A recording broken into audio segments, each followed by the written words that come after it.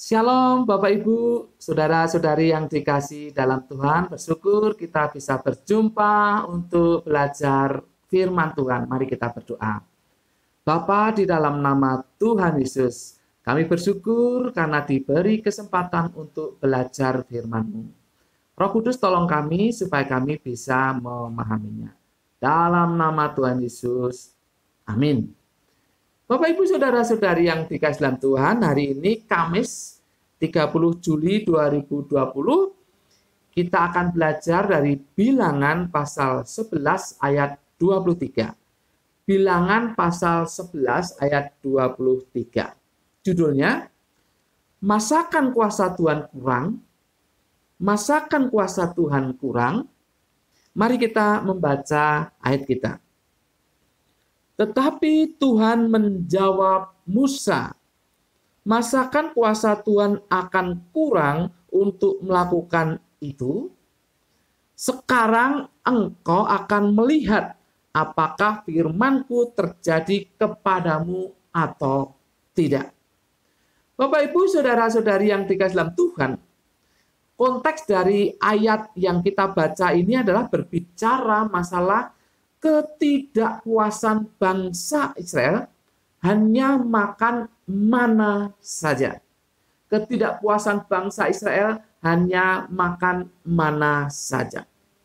Tetapi ini terjadi oleh karena hasutan orang-orang yang di ayat ini disebut, bajingan. Perhatikan ayat yang keempat. Orang-orang bajingan yang ada di antara mereka kemasukan nafsu rakus. Dan orang Israel pun menangislah pula serta berkata, siapakah yang akan memberi kita makan daging? Sebetulnya orang-orang yang disebut di sini bajingan itu adalah orang-orang bukan orang Israel. Mereka berasal dari bangsa-bangsa lain yang bersama-sama berada di Mesir bersama bangsa Israel dan ikut eksodus bersama bangsa Israel. Jadi mereka ikut-ikutan saja ketika bangsa Israel di bawah pimpinan Musa keluar dari Mesir. Tapi justru mereka yang menghasut bangsa Israel untuk senantiasa memberontak terhadap Tuhan dan Musa. Mereka ini bukan orang Israel. Dan hal ini menimbulkan ketidakmengertian Musa. Musa menjadi tidak mengerti.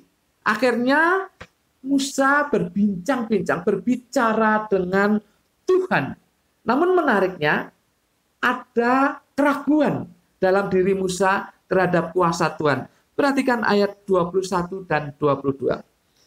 Tetapi kata Musa, bangsa yang ada bersama aku ini berjumlah 600.000 orang berjalan kaki. Namun engkau berfirman, daging akan kuberikan kepada mereka dan genap sebulan lamanya mereka akan memakannya. Dapatkah sekian banyak kambing domba dan lembu sapi disembelih bagi mereka sehingga mereka mendapat cukup? Atau dapatkah ditangkap segala ikan di laut bagi mereka sehingga mereka mendapat cukup? Musa meragukan apa yang difirmankan Tuhan, bahwa Tuhan akan memberikan daging sebulan penuh bagi bangsa Israel. Karena apa?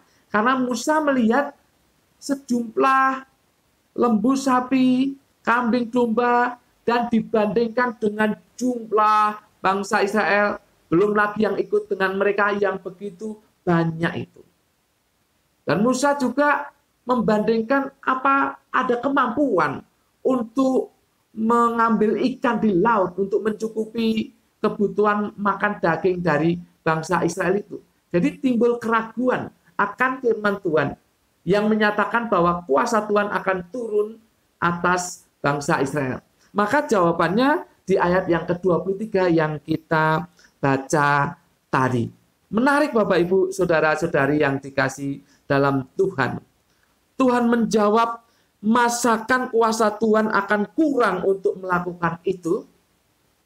Kata kuasa Tuhan akan kurang dalam bahasa Ibrani itu hayat Yehova tikatsar.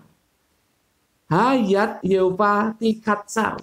Literalnya artinya tangan Tuhan akan terlalu pendek. Masakan tangan Tuhan akan terlalu pendek. Nah, kata yad, kata tangan ini biasanya simbol dari kuasa dan pertolongan Tuhan. Ini penegasan bahwa sesungguhnya pertolongan Tuhan itu cukup bagi bangsa Israel. Sesungguhnya kuasa Tuhan itu akan mampu menghidupi bangsa Israel sebulan penuh dengan daging. Jadi Musa tidak perlu ragu. Bapak, Ibu, saudara-saudari yang dikasihi dalam Tuhan, adakah di antara kita yang sekarang masih ragu akan kuasa Tuhan? Karena melihat masalah yang begitu berat. Masakan kuasa Tuhan akan menolong saya? Adakah kita masih ragu akan kuasa Tuhan? Karena apa? Karena tidak punya kemampuan untuk mengatasi masalah itu. Sehingga timbul keraguan dalam diri kita. Apakah Bapak Ibu sekarang masih ragu? Apakah saudara-saudari sekarang masih ragu akan kuasa Tuhan? Intinya karena Anda dan saya, kalau ragu, itu karena melihat fokus kepada perkara jasmani. Melihat fokus kepada masalah. Melihat fokus kepada persoalan hidup ini. Melihat dan fokus kepada diri sendiri yang tidak punya kemampuan. Itulah yang menimbulkan keraguan dalam diri Anda dan saya. Oleh sebab itu, Bapak Ibu yang dikasihi Tuhan, Tuhan akan menjawab dengan tegas. Di dalam hati kita, Dia akan katakan, masakan kuasa Tuhan akan kurang untuk melakukan mujizat bagi kita. Tuhan akan menjawab seperti itu. Masakan kuasa Tuhan akan tidak cukup menolong Anda dan saya. Tuhan akan jawab itu. Bapak Ibu saudara-saudari yang dikasihi dalam Tuhan, mari hilangkan keraguan.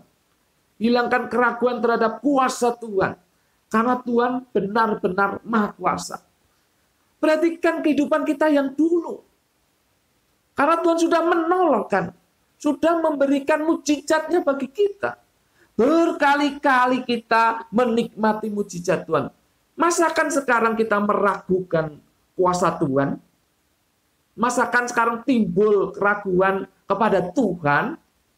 Mari Bapak Ibu, hancurkan, hilangkan keraguan ini. Jangan fokus kepada masalah. Jangan fokus kepada persoalan.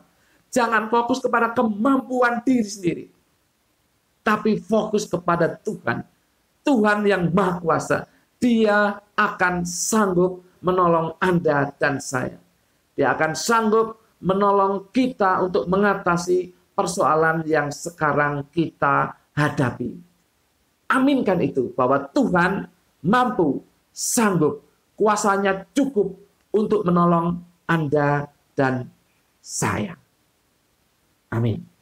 Mari kita berdoa. Bapa, dalam nama Tuhan Yesus, terima kasih atas pelajaran yang kami terima saat ini. Kuasa-Mu akan cukup untuk menolong kami. Tuhan, mampukan kami menghancurkan keraguan dalam diri kami akan Engkau, akan kuasa-Mu. Kami mohon ya Roh Kudus, bimbing kami, supaya kami tetap yakin akan Tuhan dan kuasa-Nya yang akan menolong kami mengatasi masalah demi masalah. Terima kasih. Biarlah kami senantiasa merenungkan firman Tuhan ini dan melakukan dalam kehidupan kami sehari-hari. Terima kasih Bapak. Dalam nama Tuhan Yesus, kami berdoa dan mengucap syukur. Semua yang percaya akan kuasa Tuhan dan berkat-Nya berkata, amin. Tuhan memberkati Bapak, Ibu, saudara-saudari senantiasa.